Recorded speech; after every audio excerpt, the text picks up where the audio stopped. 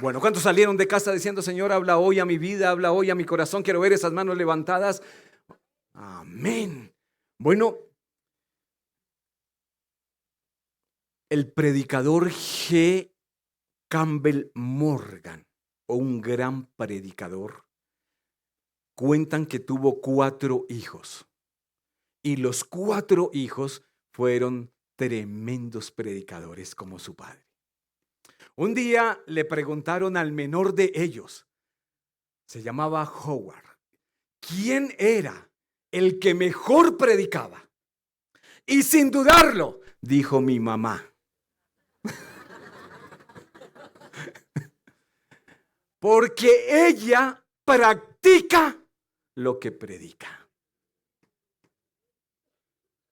El mensaje en el día de hoy lo he titulado Doctrina y práctica. Predica y practica. Dile al que tiene al lado, predica y practica. Doctrina y práctica. Jesús, en Mateo capítulo 23, versículo 3, Jesús hizo esta declaración refiriéndose a los fariseos. Practiquen y obedezcan todo lo que los fariseos les digan, pero no sigan su ejemplo, pues ellos no hacen lo que enseñan. Iglesia, no solo se debe enseñar con palabras. Practicar lo que se predica es parte de una enseñanza que transforma. Con tu ejemplo, cuando predicas, con tu ejemplo. La enseñanza sin ejemplo traerá resultados limitados. No va a llegar a las personas. Puedes conocer toda la palabra, pero muéstrame la palabra con hechos. Practica. Integrar la teoría, integrar la teología, integrar la teología con la práctica trae resultados muy positivos. Y Jesús estaba diciendo, ¿sabe? Hagan lo que ellos dicen, pero no lo que hacen. Ahora, se espera de los cristianos. ¿Qué espera la gente de los cristianos? No que sean perfectos, pero sí que sean buenos. Pero sí que hagan lo bueno. Ahora, quiero que entiendan esto. La santidad, la santificación, es un proceso. Vamos creciendo. Es progresivo.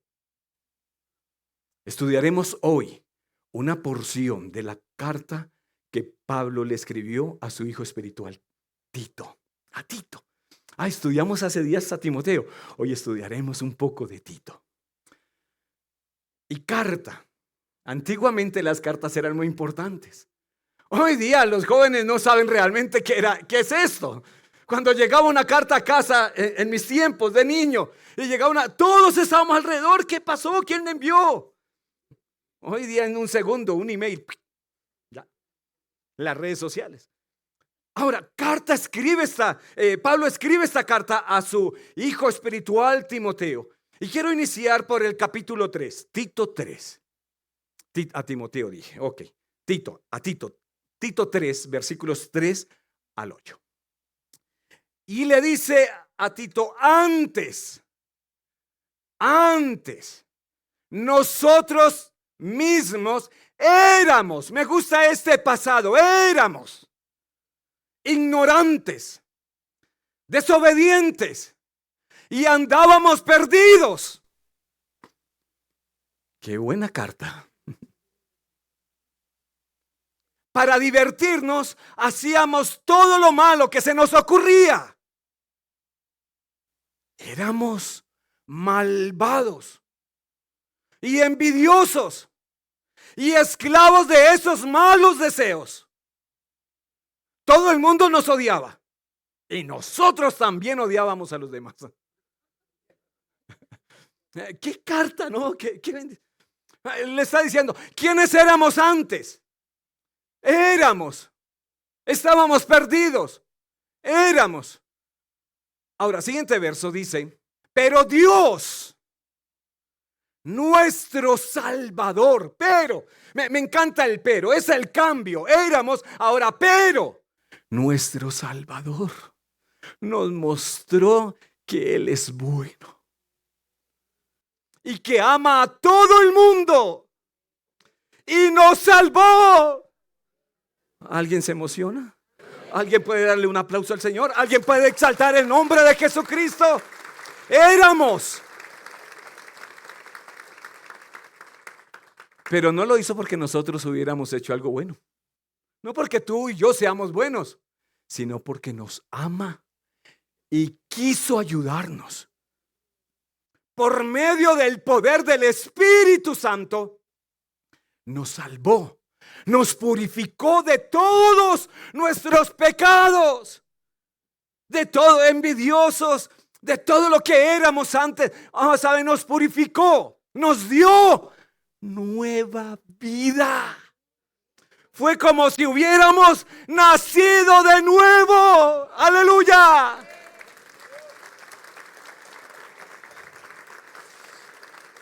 ¿Sabe, iglesia? En esa vida anterior hay tantas cosas que me avergüenzan, que no quiero recordar lo que hice. Pero cuando vengo a Cristo, me dio una nueva vida. Me hizo de nuevo, nací de nuevo, como si hubiera nacido de nuevo. Y ya no recuerdo nada de eso. Amén. Quedó atrás, quedó en el pasado. En esta breve carta, pero poderosa carta, Pablo intercala doctrina y práctica. Doctrina y práctica. Integra las verdades eternas y las integra con la transformación diaria. Éramos, pero Él nos dio vida nueva.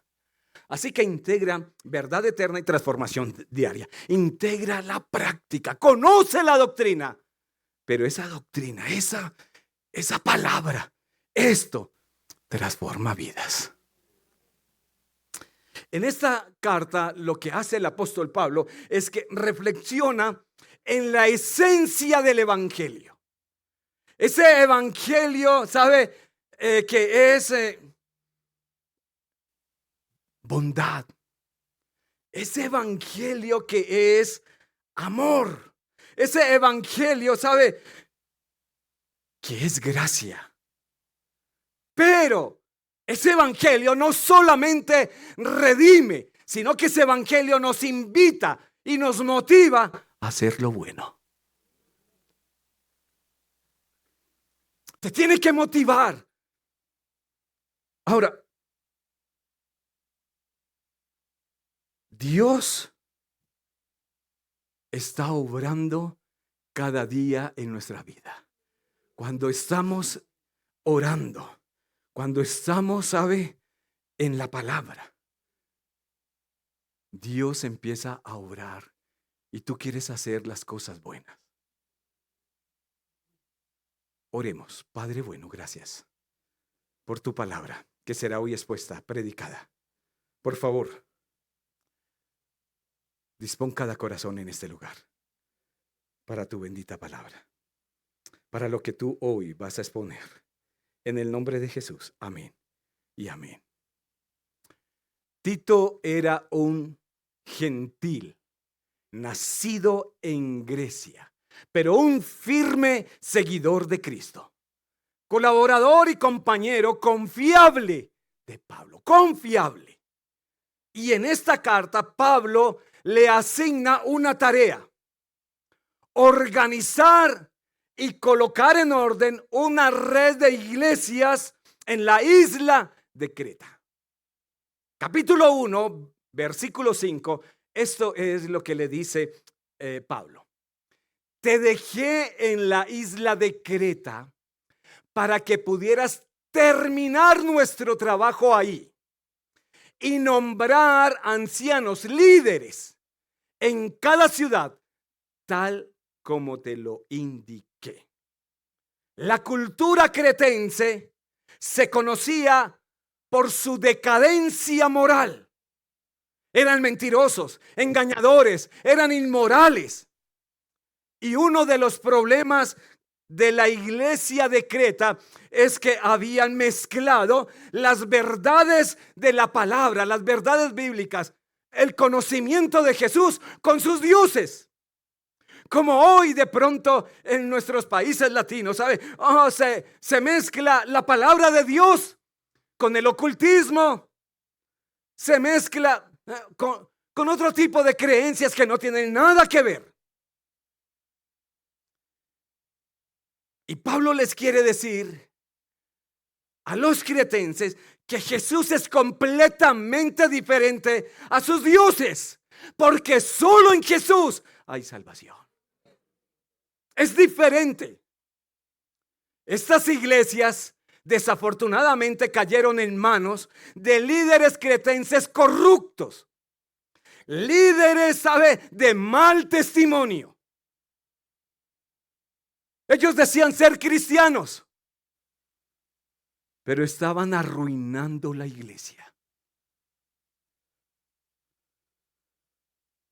Y cuando leía esto pensaba, oye, algo como lo que sucede hoy en día. Tanta gente que dice ser, pero solamente lo usan para su beneficio. Así que esta carta proveyó instrucciones para alinear y ajustar a la iglesia. Hay que alinear a la iglesia, hay que ajustar a la iglesia. Hay que decirle doctrina y práctica. Predica y practica. Así que Pablo envía esta carta. Porque cuando los cristianos son culpables de conductas inmorales, de conductas que son conductas que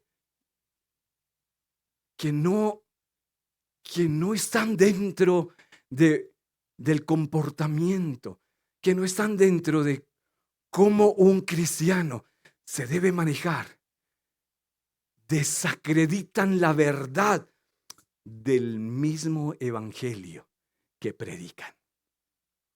Y aquí estaban desacreditando. Entonces, lo primero que hace Pablo es que encarga a Tito a levantar líderes reconocidos por su integridad, por su devoción. Una devoción completa a Jesucristo, solo a Jesucristo. Líderes que tengan dominio propio, líderes generosos, líderes que sean esposos de una sola mujer, fieles, que sean padres que enseñen a esa generación a levantarse como una mejor generación, que enseñen el temor a Dios. Quiero hacer un paréntesis. Encontramos en el Antiguo Testamento líderes tremendos. ¿Sabe? Josué y todo ese liderazgo que entraron a la tierra prometida se enfocaron tanto en la conquista, en conquistar, que olvidaron contarle a la generación, a la siguiente generación. Olvidaron contarles que hay un Dios grande y poderoso en los cielos. Y esa generación se perdió. Un líder como Moisés se enfocó tanto en liderar al pueblo hebreo que dejó sus hijos para que su suegro fuera quien los levantara. O un líder como el sacerdote que levantó una generación corrupta. Lot no le importó llevar a sus hijas, ¿sabe?, al límite del pecado, porque lo único que quería era, ¿sabe?, los llevó al abismo. Porque lo único que pensaba era en lo material. Ahora, lo que Pablo le dice entonces a Tito acerca de los líderes es capítulo 1, versos 6 y 7.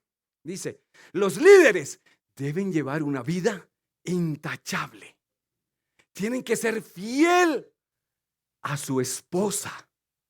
Y sus hijos deben ser creyentes que no tengan una reputación de ser desenfrenados ni rebeldes. No deben ser arrogantes, ni iracundos, ni emborracharse, ni ser violentos, ni deshonestos con el dinero. Está proveyendo, ¿sabe? Lo que tienen que hacer. Está proveyendo en la carta, ¿sabe? Los límites. Está ajustando. ¿Qué es lo que está pasando en esta iglesia? Ahora, el verso 9 dice, deben tener, viene la parte doctrinal, ¿no? Deben tener una fuerte creencia en el mensaje fiel que se le enseñó. Fuerte creencia. ¿Sabe en qué estamos? ¿En qué creemos? Aquí estamos en Cristo y aquí nos quedamos. No hay otra doctrina. Una fuerte creencia, un mensaje fiel al mensaje que se le enseñó. Entonces, podrá animar a otros con la sana enseñanza y demostrar a los que se oponen en qué están equivocados. ¿Cómo poder mostrar a otros en qué están equivocados? Primero hay que ser el ejemplo. Primero hay que conocer la doctrina y hay que practicarla. Doctrina y práctica. Predica y practica. ¿Quién es el que mejor predica en la iglesia? ¿Es el pastor? ¿Es Morris? ¿Es Marlon? ¿Quién es el que mejor predica en la iglesia? ¿O es Alex? ¿Quién es el que mejor predica? El que mejor predica es el que practica.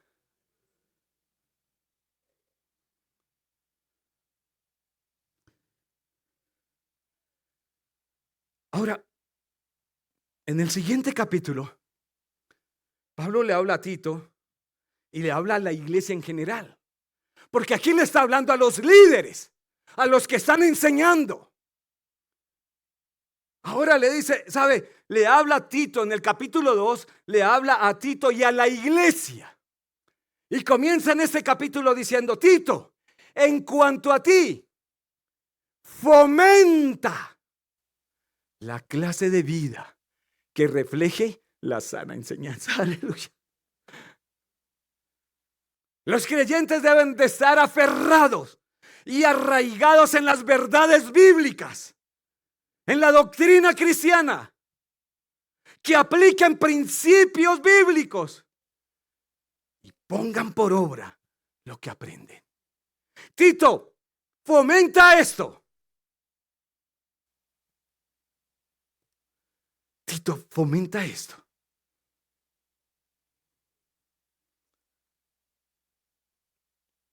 Esto es lo que quiero. Porque si lo haces, ellos no van a ser influenciados por falsas enseñanzas, por falsos maestros.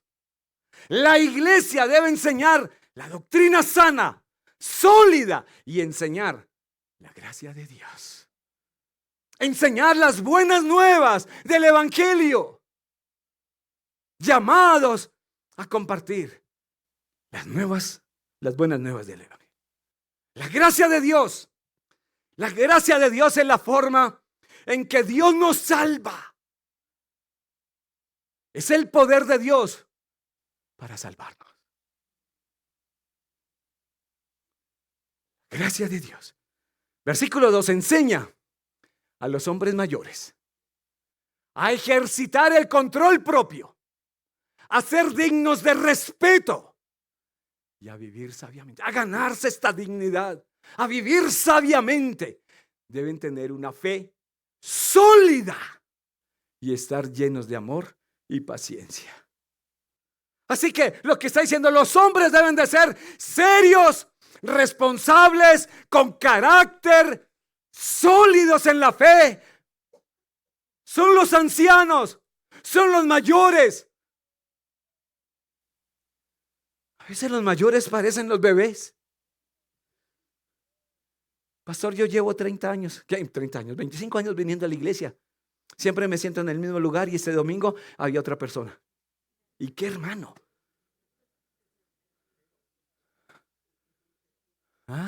¿Qué pasó, hermano? ¿Eso qué importa? Allí hay una persona que está recibiendo hoy el evangelio por primera vez. Gloria a Dios. Los mayores.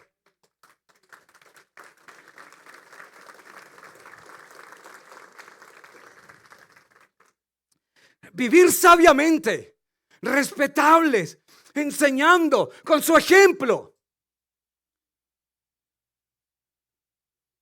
No en medio de dudas. ¿Será que esto es pecado, pastor? ¿Será que la pornografía es pecado? Porque yo no estoy tocando. ¿Será que esto es pecado, decir mentiras? ¿Será? Esto para los mayores no. Para los crecidos. Dice el apóstol Pablo, ¿sabe? Deben tener una fe sólida, llenos de amor y de paciencia. Ahora, verso 3. De manera similar, enseña a las mujeres mayores a vivir de una manera que honren a Dios. No deben calumniar a nadie, ni emborracharse. Ay, las mujeres, quien las ve, parece ser que en este tiempo eran muy dadas al vinito y se emborrachaban. Y cuando dice que no deben calumniar a nadie, creo que en días pasados dimos una buena enseñanza acerca de una lengua en salsa, ¿no? Y lo que pasa es que esas señoras tenían mucho chismenio. Este de calumniar era chisme. Se la pasaban de casa en casa, chismeando. Y tomen vino. No deben calumniar a nadie ni emborracharse. En cambio, deberían enseñarle a otros lo que es bueno. Ay, hermano, mira, es que yo quiero contarle esto, pero esto es para que oremos. Y va la otra, y esto es para que oremos, hermana. Y esto es para que oremos, y lo sabe media iglesia, para que oremos. Las mayores, las que toman a las menores para decirle, oye, estás viniendo con esto, pero necesitamos, sí, de verdad orar por esa persona y no le cuentes a nadie más. Ven, coloquémoslo al Señor. Una mujer, sabe, madura, que sabe manejar, sabe, esta vida que Dios nos ha dado, que entendemos, oye, que hay personas menores y que tenemos que guiarle. No nos vamos a confabular contra alguien. Terrible esa mujer, terrible. Versículo siguiente, el 6 dice, sigue hablando de las mujeres. El que está allí, por favor,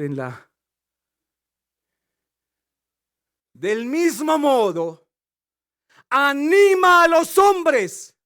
Bueno, ahí terminó con las mujeres. Tengo algo más que decirle a las mujeres. Ay, qué pena.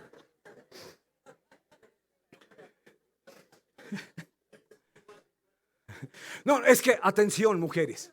Es que Pablo quería aquí destacar algo. La influencia de la mujer en el hogar. Porque es que yo creo que es que nos leímos aquí un versículo. Creo que el verso 5, creo que me quedé allí, ¿cierto? A esas mujeres mayores tienen que instruir a las más jóvenes. Instruir a las más jóvenes, a la siguiente generación. A amar a sus esposos.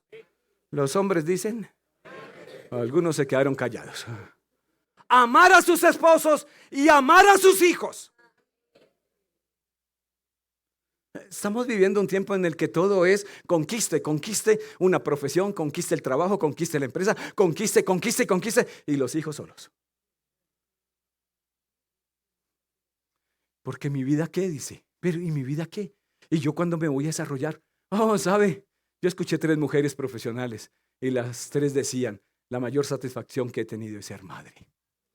Levantar una generación. No hay muchos amenes porque muchos piensan de esta manera. Porque muchos lo que dicen es, mi mayor satisfacción es mi profesión. Pero la más grande satisfacción, las 3 mujeres profesionales coincidían en una cosa: ser madres y levantar a los hijos. Impulsarlos. Y entonces lo que Pablo está haciendo es que, ¿sabe? Está destacando que la mujer tiene una gran influencia en el hogar. Y las mujeres dicen, eso. Así como gritan en casa. Volvamos aquí al versículo, chicos.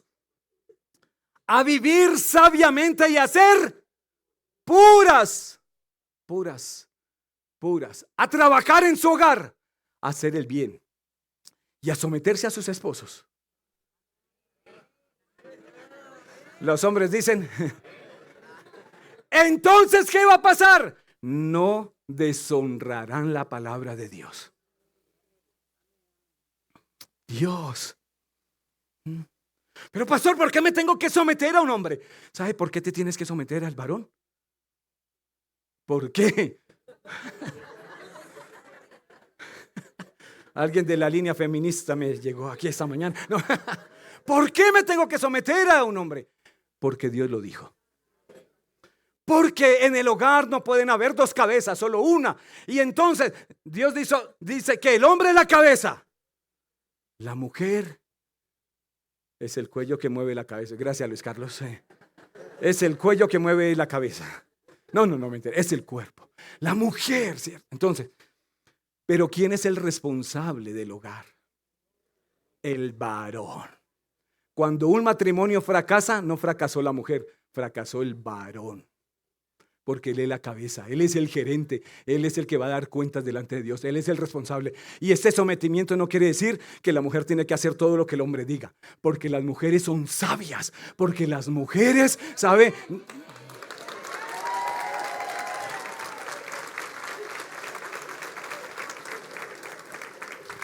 Esto se me está volviendo algo de géneros aquí.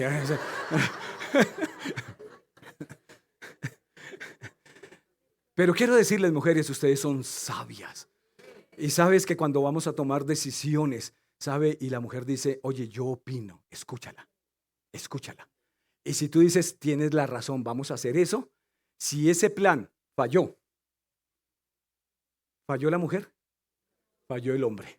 Porque el responsable delante de Dios de toda decisión que se tome en el hogar, sea de él o de ella, el responsable es el varón. Entonces, una mujer da estabilidad a la familia y mantiene una buena relación conyugal. Mujeres, ustedes son sabias.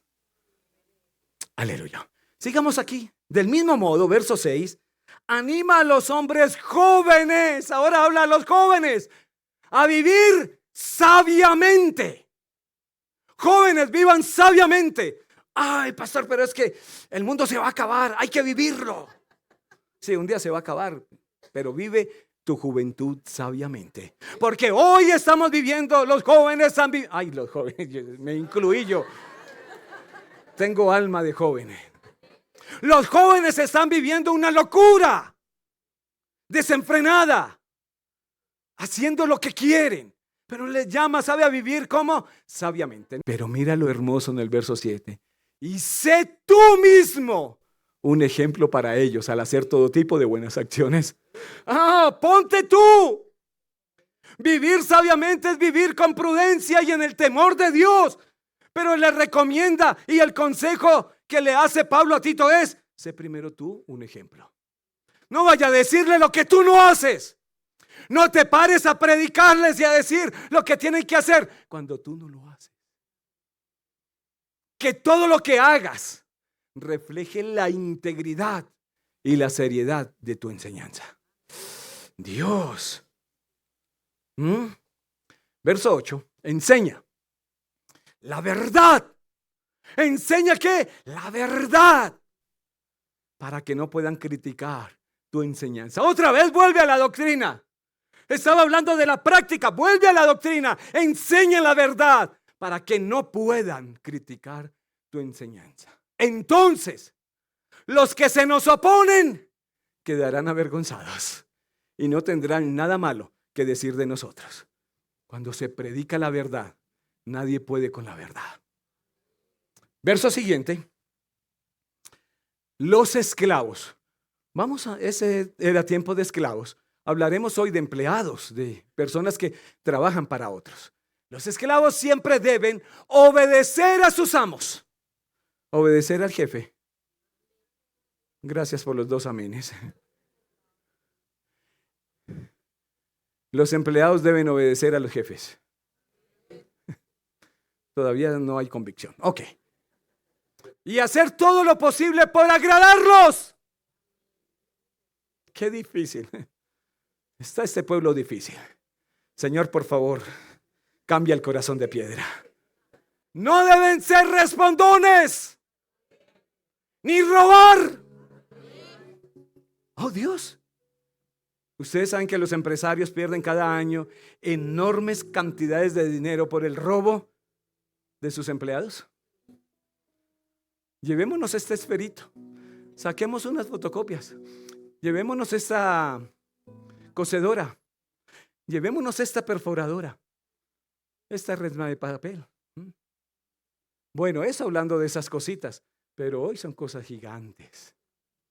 Ni robar, sino demostrar que son buenos y absolutamente dignos de confianza.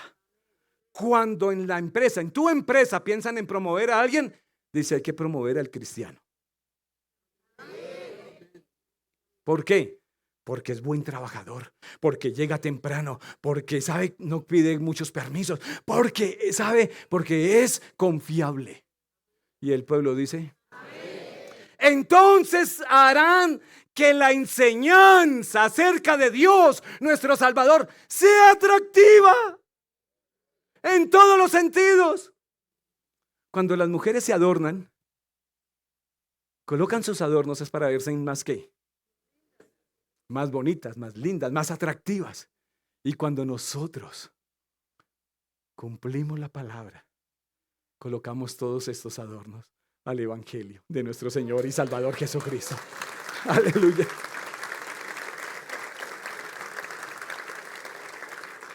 Ahora, en los siguientes versículos, Pablo abandona la amonestación. Ahora, para colocar el fundamento doctrinal, y lo hace en 3 tiempos. Versículo 11. Ya estamos por terminar. Pues la gracia de Dios, una vez más la gracia de Dios, ya ha sido revelada. Ya fue revelada la gracia de Dios. ¿En quién fue revelada? En Jesucristo, la cual trae salvación a todas las personas. Entonces, como la gracia fue, ya que fue pasado. Amén. Verso 12. Y se nos instruye, nos enseña, nos capacita a que nos apartemos de la vida mundana y de los placeres pecaminosos. Esto me está hablando, ¿qué? De hoy, presente, hoy. Ay, pastor, esto fue escrito para ellos. Es para hoy. Y nos instruye a que nos apartemos de la vida mundana y de los placeres pecaminosos. En este mundo maligno debemos vivir con sabiduría, justicia y devoción a Dios. Amén. Ahora, el versículo 13 dice: mientras anhelamos con esperanza futuro, mientras anhelamos con esperanza ese día maravilloso en que se revela la gloria de nuestro gran Dios y Salvador Jesucristo. Él dio su vida para liberarnos de toda clase de pecado.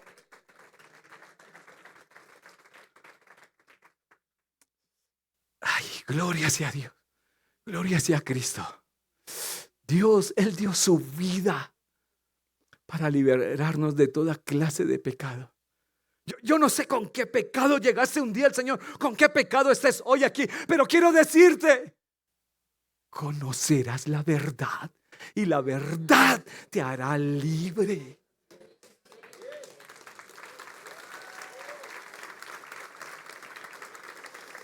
Él dio su vida para liberarnos, para limpiarnos. Te limpió de todo pecado. Ya no te van a señalar más, ya no te van a juzgar más por lo que pasó. Antes éramos, ahora soy en Cristo Jesús, nueva criatura.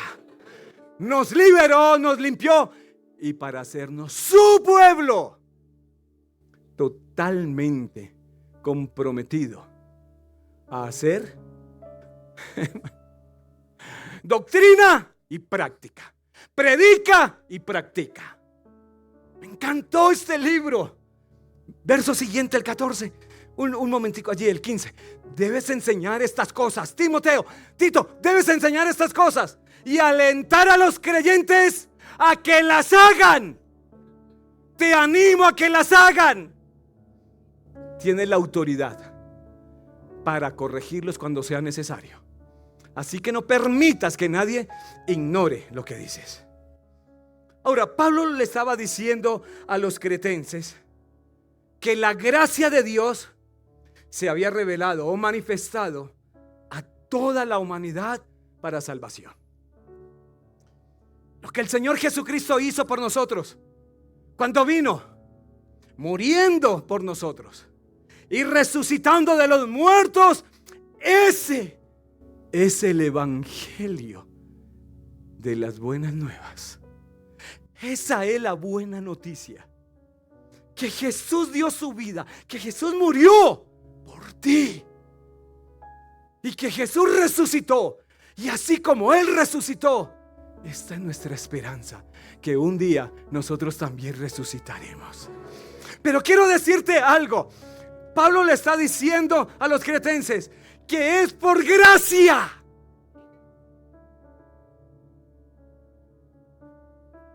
No es por misericordia. No fuimos salvos por misericordia, ni siquiera fuimos salvos por amor. Por gracia. Entonces Pablo escribió en Efesios 2:8: porque por gracia sois salvos por medio de la fe. Es por la fe.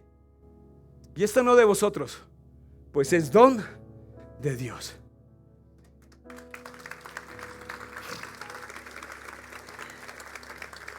Pero pastor, pero ¿no fue la misericordia?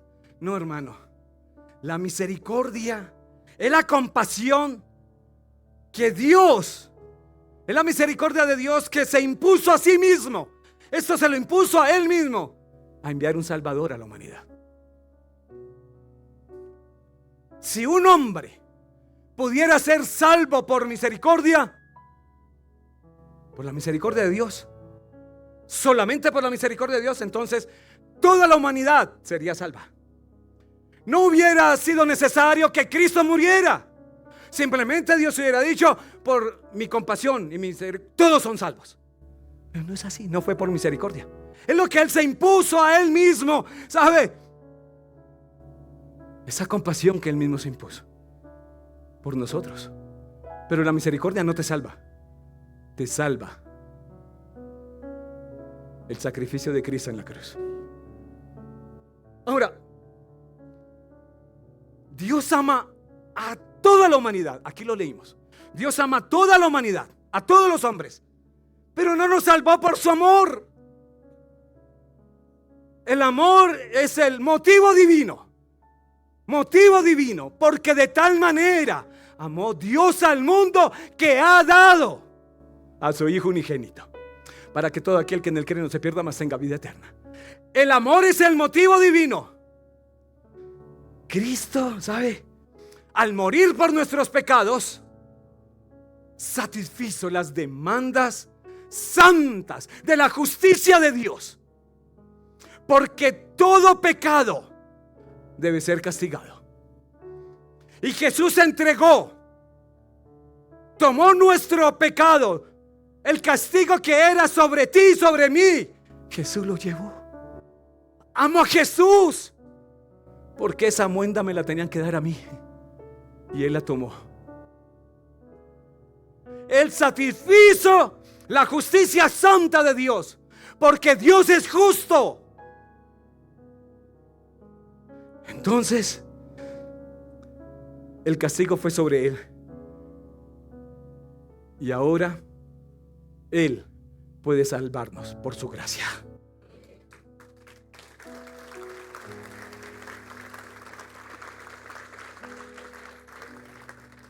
Cuando nosotros éramos culpables, Cristo pagó el castigo. Y la gracia no está implicada en el esfuerzo humano. No, Dios no te pide que cooperes para salvarte. Ay, es que voy a ser bueno para ayudarle a Dios a que me salve. Es por gracia. Él no te pide que tengas una buena conducta, un buen carácter para salvarte. Dios solo te pide, Dios le pide a los hombres que crean en Él, que confíen en Él y que acepten a Jesucristo como Señor y Salvador. Ahora, ese versículo 12, quiero que lo coloquen. Ya aquí terminamos. El verso 12 comienza diciendo que nos instruye, y Dios está llamando a aquellos que son suyos, a los que han sido redimidos, a vivir para Él y a evitar los deseos mundanos. Y se nos instruye que nos apartemos de la vida mundana y de los placeres pecaminosos en este mundo maligno. Entonces, ¿sabes? Quiero que sepas, Dios no quiere reformarte. Dios quiere redimirte. ¿Entiendes esto?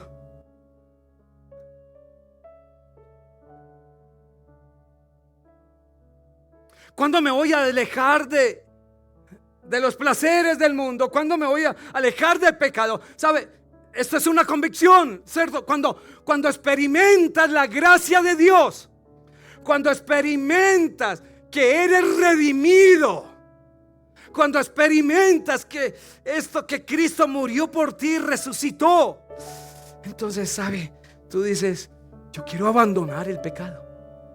En una convicción.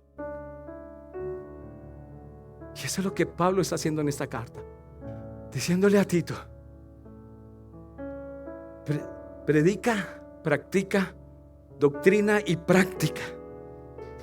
Pero está diciendo esta doctrina: cuando tú entiendes que has sido redimido, perdonado, salvado, que Jesús vino y llevó tu castigo, tú abandonas por una convicción el pecado. Entonces tú no estás esperando que el pastor o que un líder te diga: pecador, deja el pecado, sino que es en una convicción, cuando entiendes la gracia de Dios. Porque Dios no vino a reformarte, vino a redimirte. Ponte sobre tus pies, por favor. Te adoramos, Dios. Él está aquí, su Santo Espíritu está aquí. Gracias, Dios. Cierra tus ojos. Dile: gracias, soy redimido, soy salvado. Dile: Dios, gracias, Jesús, por lo que hiciste por mí. Aleluya. ¿Cuándo vas a mostrar ese ejemplo? Cuando entiendas y haya esta convicción en tu corazón que eres redimido. La buena noticia,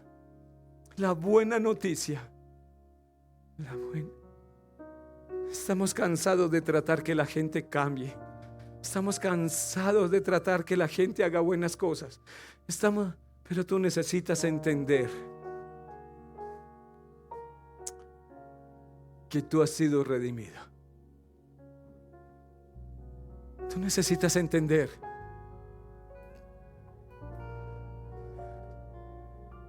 que hoy tienes la salvación, no por tus esfuerzos, no por lo bueno que eres.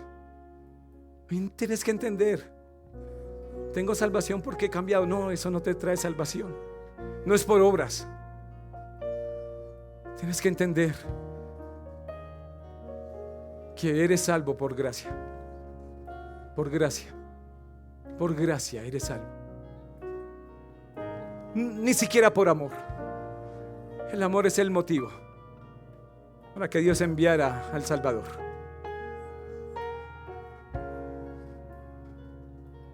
Oh Señor, gracias. Señor, coloca estas verdades en cada corazón. Señor, gracias. Coloca esta palabra. Hoy lo que el apóstol Pablo ha hablado de doctrina, pero también nos invita: oye, el evangelio de bondad, el evangelio de amor, el evangelio de gracia, que nos redime, pero que también nos motiva, nos invita para hacer buenas cosas, a colocar esos adornos hermosos en este evangelio de Cristo. Pero no tienes que cooperar para salvarte. El apóstol dijo: ya se manifestó esa gracia, ya se manifestó de tiempo atrás, ya se manifestó la salvación. Y si tú estás agradecido hoy con Jesús, levanta tus manos y dile: gracias por redimirme, gracias por hacerme entender hoy. La buena noticia que tú tienes que contar es que Cristo vino a la tierra, murió por mí, murió por mis hijos, por mi esposo, mi esposa, por mi familia, murió por esta humanidad. Cristo murió. Esta es la buena noticia, que Él murió para redimirme, murió para pagar el precio de mi pecado.